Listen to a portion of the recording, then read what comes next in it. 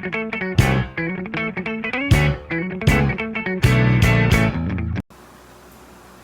pleasant morning. My name is Precious Mel G. Bermilio. I am a student from Block A18. In this video, I will be demonstrating the proper technique in getting the blood pressure of a patient in a clinical setting. Before further ado, let me explain what is blood pressure first. So blood pressure is the measurement of the force of the circulating blood against the walls of the arteries of a person. It is important to measure it to know whether there are underlying issues regarding the circulation of blood in the patient's body. So the paraphernalia needed are the sphygmomanometer and of course the stethoscope. It is important to clean and to know if the paraphernalia are well functioning. So in blood pressure, there are two values. We have the systolic pressure. It is on the higher number, showing when the heart beats, and we have the diastolic pressure, which is the lower number, showing force when the heart is at rest. So we can now starting with the pre-introductory phase into the patient. So the first thing that we need to do is to verify the patient. So good morning, ma'am.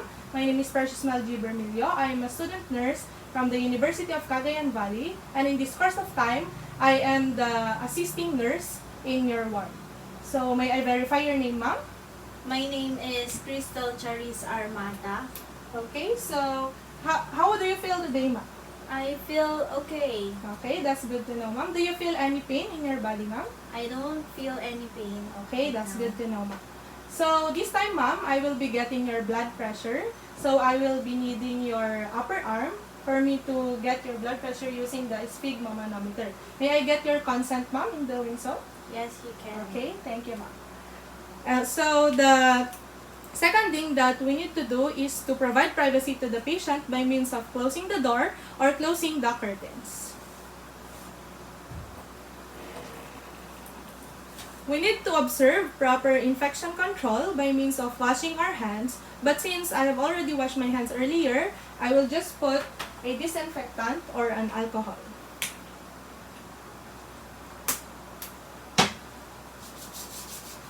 Observe proper positioning of the patient. Are you comfortable with your sitting position, Yes, ma'am? I am. Okay, that's good to know.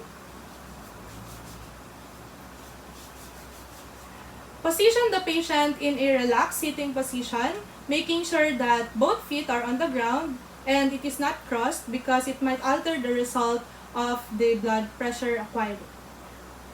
And make also sure that the arms of the patient is at the heart level and the palm is headed upwards. If the arm is lower than the heart level, that we might get a falsely high blood pressure, and if it is higher than the heart level, we might get a falsely low blood pressure. So since this is the initial examination of my patient, I will be performing first the preliminary palpatory determination of her systolic pulse so that we may know the estimated systolic pressure of the patient to avoid a low reading of the systolic pressure later on during the actual blood pressure acquiring. So we need to wrap the cuff for about 1 inch above the antecubital space of the patient.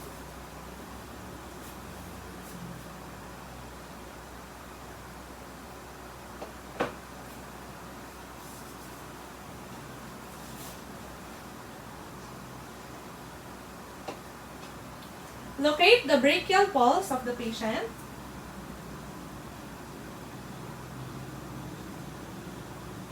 And pump the cuff until the pulse of the brachial area is no longer felt.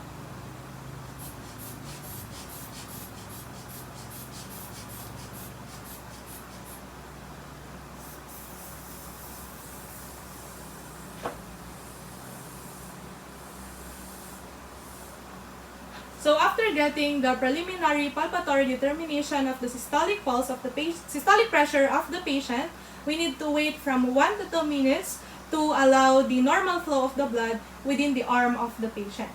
So I've got a systolic pressure of 110 millimeters of mercury. So later on in the actual BP acquiring, I just need to add 30 millimeters of mercury so that we can avoid the low reading of systolic pressure due to the auscultatory gap. So while waiting, let us now prepare our stethoscope by means of wiping it with alcoholized cotton balls.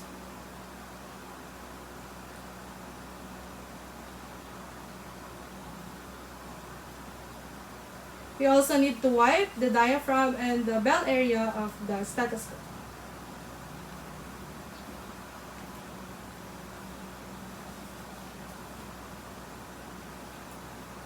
So after 1 minute or 2 minutes, we can now measure the blood pressure of the patient through the use of the stethoscope and of course the sphygma manometer.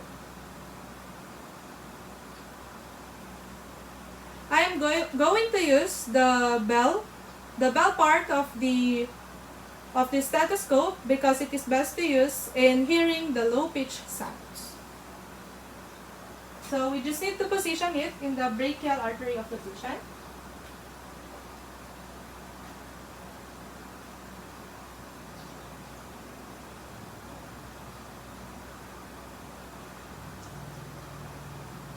I will now pump the cuff until 140 millimeters of mercury.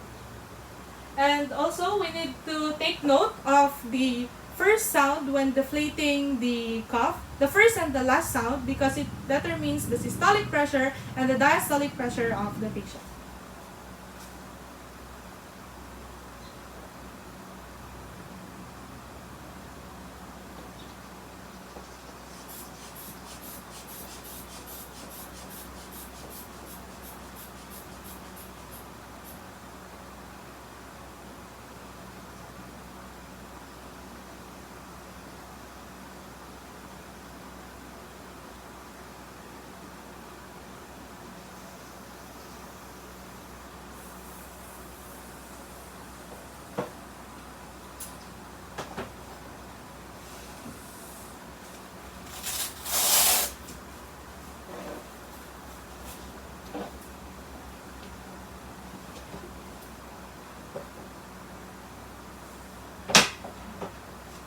So after doing the procedure, I will wipe the sphygma manometer and of course the stethoscope with disinfectant to avoid the dispersion of any microorganisms involved.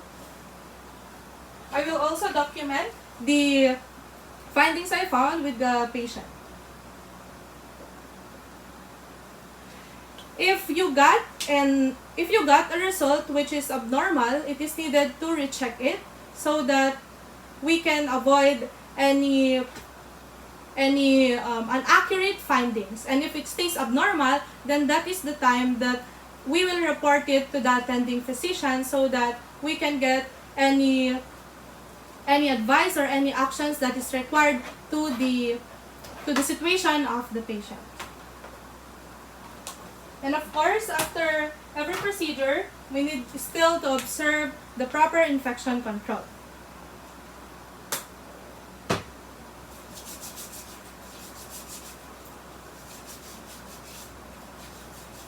If the patient insists of knowing the result of the blood pressure, then we can tell them. So, ma'am, the result of your blood pressure is 110/75, which is within the normal range. So, thank you for your cooperation, ma'am. That would be all. So, that is all the proper techniques in getting the blood pressure of the patient.